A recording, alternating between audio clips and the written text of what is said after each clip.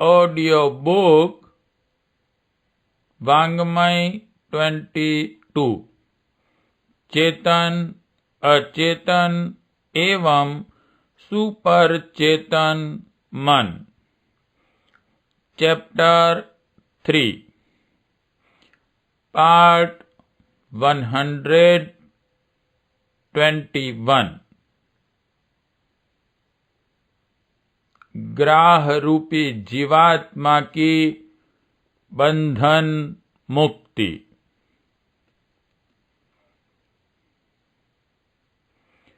गज और ग्राह की कथा है कि गज ग्राह के मुख में फंस गया। एक पैर उसने निगल लिया और खींचकर जलाशय में ले गया।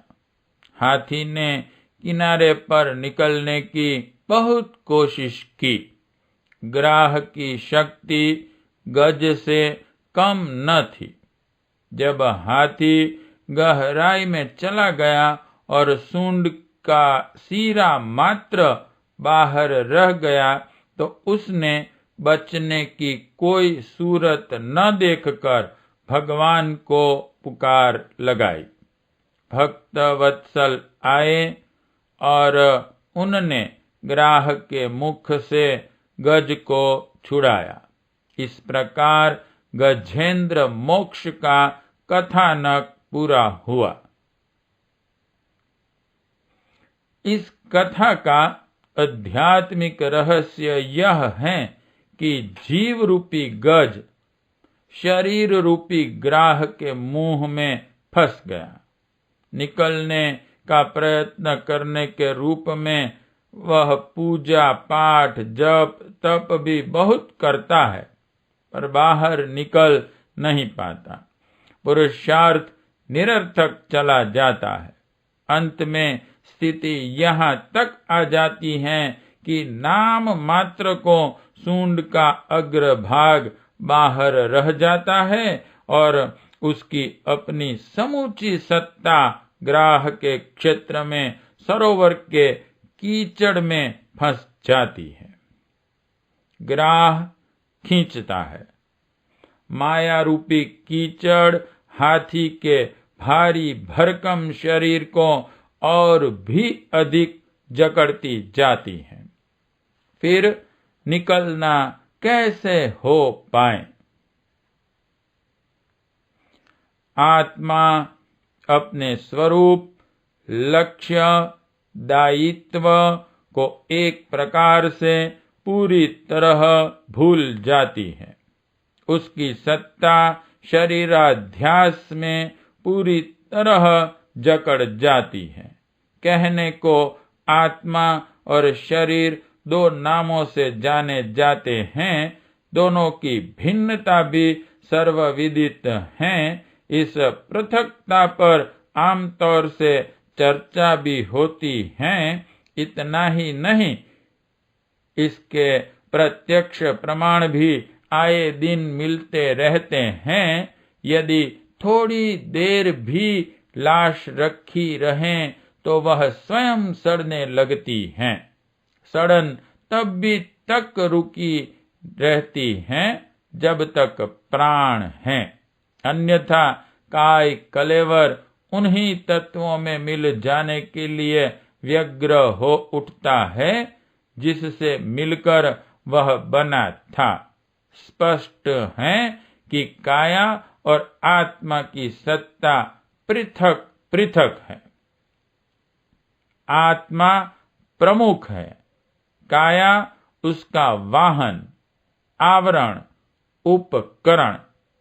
दोनों परस्पर मिलजुल कर काम तो करते हैं, पर उनकी पृथकता बनी ही रहती है। आश्चर्य इस बात का है कि जीवात्मा अपनी मूलभूत सत्ता, महत्ता, गरिमा और दिशा धारा को पूरी तरह भूल जाती है। शरीरगत इच्छाएं, कामनाएं, लिप्साएं जिधर भी चाहती हैं उधर ही उसे घसीट ले जाती हैं। यात्री नाव पर बैठता तो अपनी इच्छा से, पर बैठने के बाद पराधीन हो जाता है। नाविक असावधान हो तो नाव लहरें के साथ किसी भी दिशा में चल पड़ती हैं।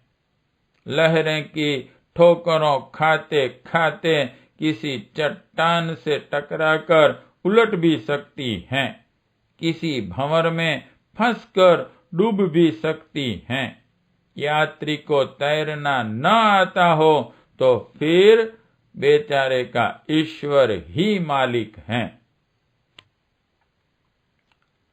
शरीर उन्हीं पंच तत्वों का बना है जिनसे कि यह विचित्र आकृति और प्रकृति वाला संसार, इसलिए सजातीय होने के कारण वे एक दूसरे को परस्पर खींचते और सींचते हैं।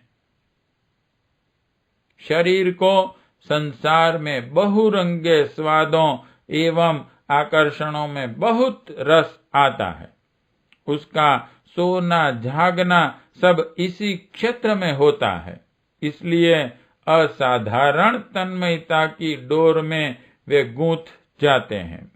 मछली और पानी यद्यपि अलग अलग हैं, फिर भी मछली उसके साथ इतनी तादात्म्य होती हैं कि साथी के बिना जीवित नहीं रह सकती।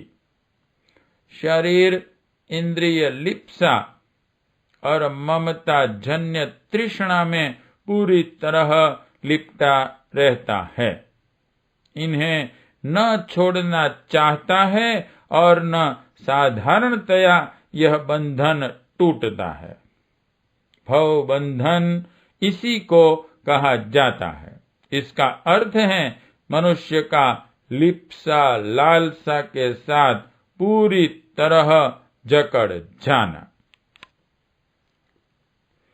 शरीर और संसार के प्रति यह बंधन अत्यधिक घनिष्ठ बन जाते हैं और दोनों की स्थिति अविच्छिन्न जैसी लगती है। इस स्थिति का दुर्विपाक यह है कि आत्मा अपने मूलभूत आधार परमात्मा की ओर से मुंह मोड़कर इस शरीर को ही अपना सर्वस्व मानने लगती हैं, जो स्वयं जड़ पदार्थों से बनता और उन्हीं में अहरनिश रमण करता रहता है।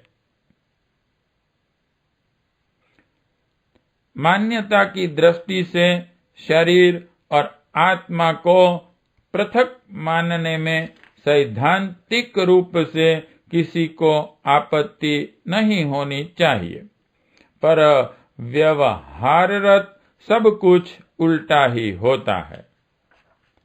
स्वपरक सभी अनुभूतियां इस प्रकार होती हैं मानो अहम की समुची परिधि शरीर और इच्छाओं एवं मान्यताओं के साथ एकाकार हो गई हैं।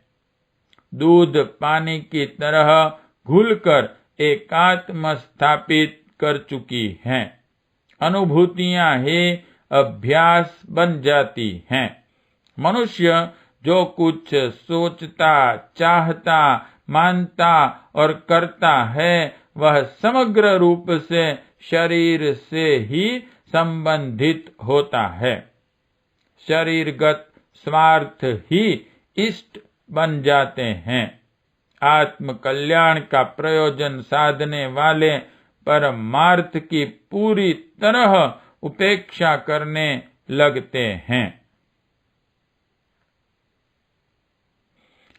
आत्मा ईश्वर का अविनाशी अंश है। उसका सघन संपर्क ब्रह्म चेतना के साथ ही है। मनुष्य जन्म उसकी सर्वोपरि कलाकृति है, जो इसलिए मिली है कि उसे धरोहर समझा जाए और परमार्थ प्रयोजन की सिद्धि की जाए। परमार्थ के दो भाग हैं। सिक्के के दो पक्षों की तरह, एक आत्म कल्याण, दूसरा लोक मंगल। यही है जीवन लक्ष्य। इसी में इस जन्म की सार्थकता सन्निहित है, किंतु इसके लिए प्रायः कुछ भी करते धरते नहीं बन पड़ता।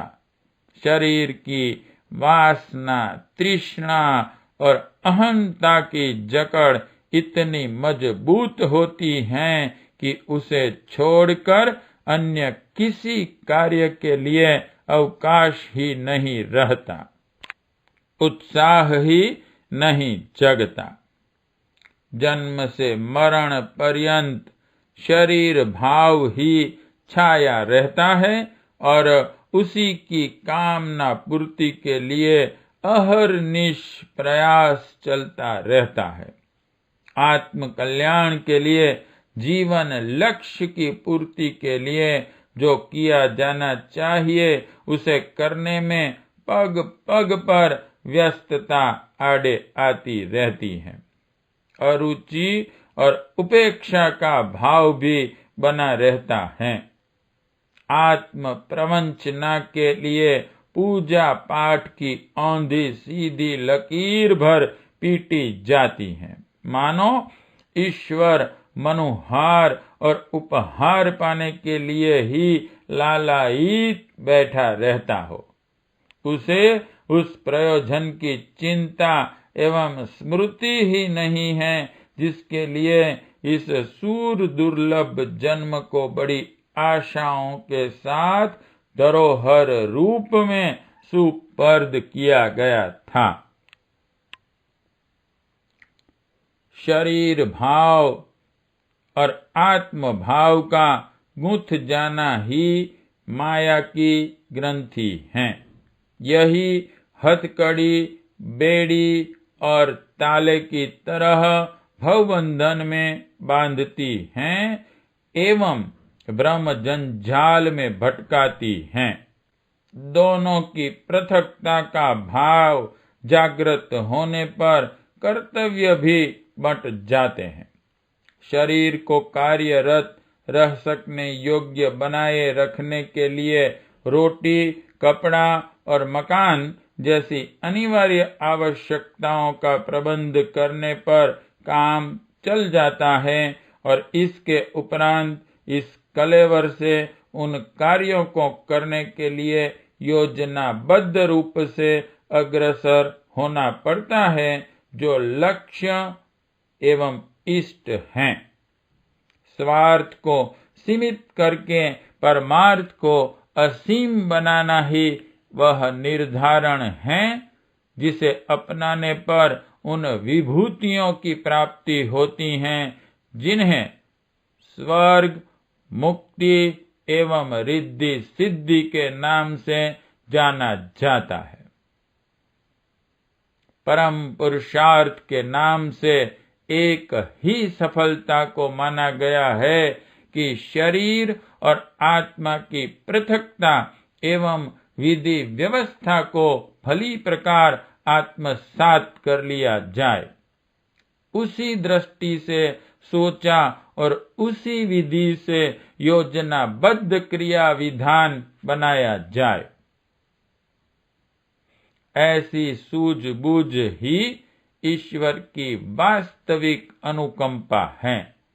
गज की पुकार पर भगवान चक्र सुदर्शन लेकर दौड़े थे और अपने भक्त को ग्राह के पाश से सरोवर के दल दल से उबारा था।